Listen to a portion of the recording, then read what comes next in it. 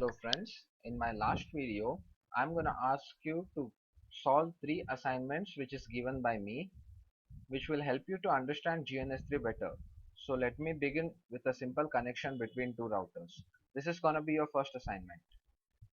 I'm taking two C3745 routers and I'm connecting them via a link. I'm gonna connect fast Ethernet 0/0 of R1 with fast Ethernet 0/0 of R2. And I'm gonna start the routers. Okay, over here I would want you to configure IP address on fast Ethernet 0/0 interface of both R1 and R2 as I'm gonna give now. On fast Ethernet 0/0 of R1, I want you to configure IP address of 192.168.1.1 with a subnet mask of 255.255.255.0, and on fast Ethernet 0/0 of R2 I want you to configure an IP address of 192.168.2.2 with a subnet mask of 255.255.255.0. And once you're done with this configuration, I would want you to ping from R1 to R2, and also I would want you to ping from R2 to R1 and see if the ping is successful. If the ping is not successful, you can understand that subnet mask has an important role to play while pinging, because over here you can see that I have used a subnet mask of 255.255.255.0, which means that the first 3 octets of the IP address must be same, but over here the third octet of the IP address are different in both cases.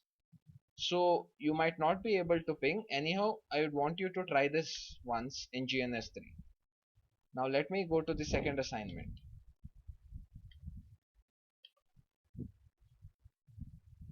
Okay, in this second assignment, I would want you to use the routing protocol, which is CIGRP, but in this case I don't want you to advertise one of the networks and see if all the routers are able to ping each other.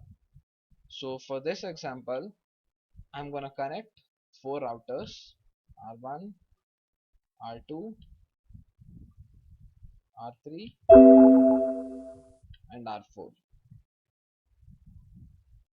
and I'm gonna connect them via link.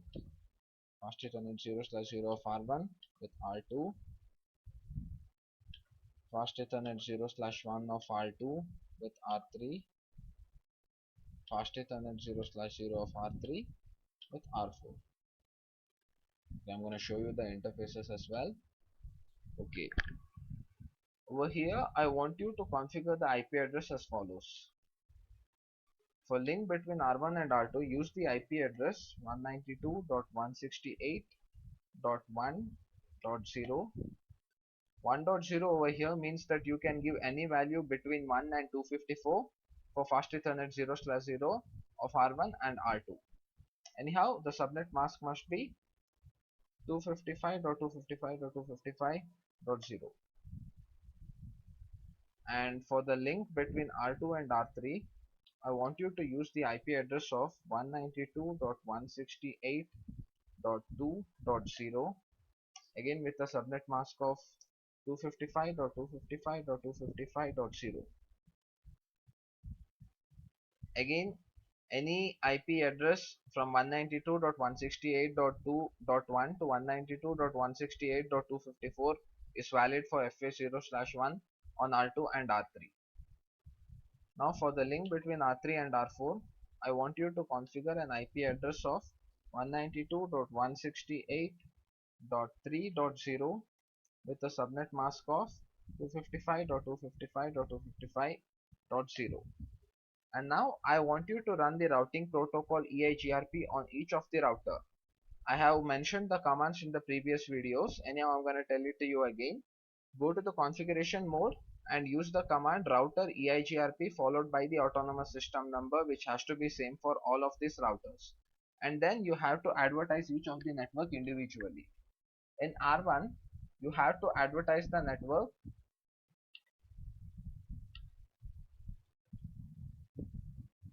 192.168.1.0 with a wildcard mask of 0.0.0.0.255. For R2 I would want you to advertise network 192.168.1.0 with a wildcard mask of 0.0.0.0.255, and then 192.168.2.0 again with the same wildcard mask of 0.0.0.0.255. On R3 I would want you to advertise the network 192.168.2.0 again with the wildcard mask of 0.0.0.0.255. Okay, this is it. I don't want you to advertise this network which is 192.168.3.0 on any of the other routers. So I'm configuring EIGRP on R4, but I'm not advertising anything. Now once you're done with this advertisement part, I would want you to go to each of the routers. I'm going to start the routers first. I want you to go to each of the routers and check the routing table of R1, R2, R3 and R4 using the command show IP route. So over there I want you to see which were all the networks that were reachable via R1, all the networks that were reachable via R2, R3 as well as R4. And I would want you to ping from R1 to each of the other three routers, which is R1 to R2, R1 to R3 and R1 to R4. And I want you to note if the ping was successful or not. Over here I would want to tell you that the ping from R1 to R2 and R1 to R3 will definitely be successful because all the networks were being advertised by all the three routers. But since this network was not advertised by any of the routers, so I want you to go through the routing tables of R1, R2, R3 and R4 and check if this network address was present in the routing table. Since this network is directly connected in case of R3 and R4, definitely you would find it in their routing table. But I want you to check if you can see this network in R1 and R2 since I didn't advertise it. And hence you would come to know what is the importance of advertising a network in routing protocol. Because if you don't advertise any network, you might not find it in the routing table of any of the routers because it has not been advertised by them. Okay, now finally I'm gonna go to the last assignment. Let me delete this.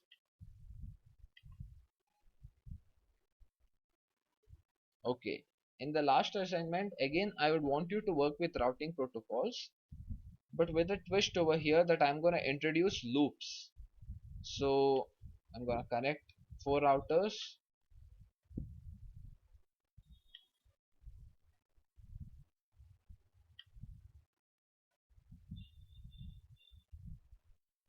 I'm gonna make a loop over here. Fast Ethernet 0/0 of R1 and R2. Connect 0/1 of R2 and R3.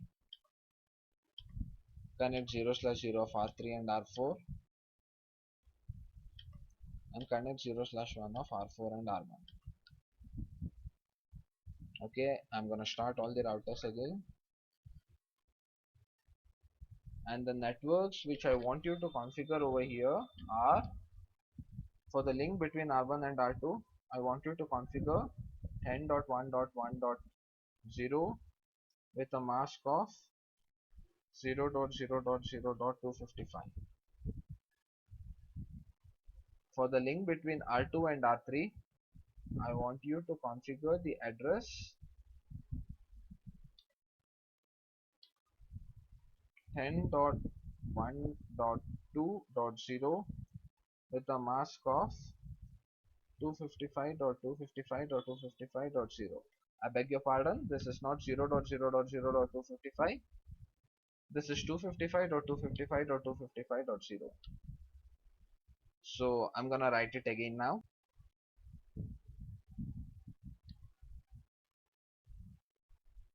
So the IP address and mask for R1 and R2 is 10.1.1.0 with a mask of 255.255.255.0,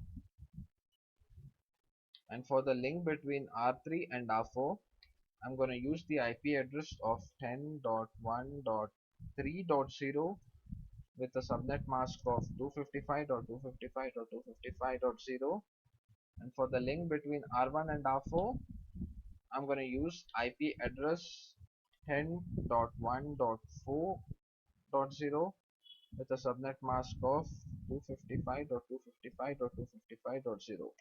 Here I want you to note that since the network is 10.1.1.0, the IP address on the interface fast Ethernet 0/0 of R1 and R2 can be any IP address between 10.1.1.1 to 10.1.1.254. I'm telling you again, you should not use the IP address 10.1.1.0 and 10.1.1.255 because these are reserved for some purposes and hence you won't be able to use them as an interface IP address. So once you're done with configuring all the interfaces with the IP address, I want you to run EIGRP routing protocol on R1, R2, R3 and R4, and I want you to advertise all the connected interfaces to each other. That is, if you are in R1, I want you to advertise the network 10.1.1.0 and 10.1.4.0. If you are in R2, I want you to advertise the network 10.1.1.0 and 10.1.2.0. If you are in R3, advertise 10.1.2.0 and 10.1.3.0 and so on. Here note that the wildcard mask that you should use is 0.0.0.255. Now once you're done with all the configuration, I want you to go to each router and check the routing table using the command show IP route. Over here you can see that if R1 wants to go to R3, it has two possible ways. That is, it can either go through R2 or it can also go through R4. So using the routing table, I want you to check for the destination address of 10.1.2.0 which route is it preferring. That is it preferring a route via fast Ethernet 0/0 on R1 or is it preferring a route via fast Ethernet 0/1 on R2. Similarly, when R1 wants to ping fast Ethernet 0/0, that is 10.1.3.0 network address, I want you to check if R1 is preferring path via R2, that is fast Ethernet 0/0, or path via R4 using fast Ethernet 0/1. Similarly, I want you to check the routing tables on R2, R3 and R4 and also using the show IP route command, and also I want you to analyze why is it preferring one path over the other.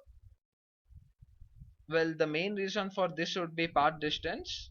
Path distance comes in networks, which means that if I want to ping an IP address on fast Ethernet 0/1 which is 10.1.2.0, all that router R1 has to do is it has to go to R2 and it will reach this network.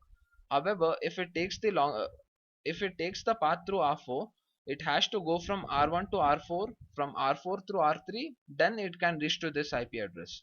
So you can see over here that it has to go via only one hop to reach 10.1.2.0 network via R2, and if it goes via R4, it has to jump twice, that is two hops, once over here and once over here. So I'm pretty sure that when you check the routing table on R1, you will definitely find the route to network 10.1.2.0 via fast Ethernet 0/0. Anyhow, I would want you to check it for each of the routers since each of the router can reach any of the other routers via two feasible paths. I want you to check which one is the best path.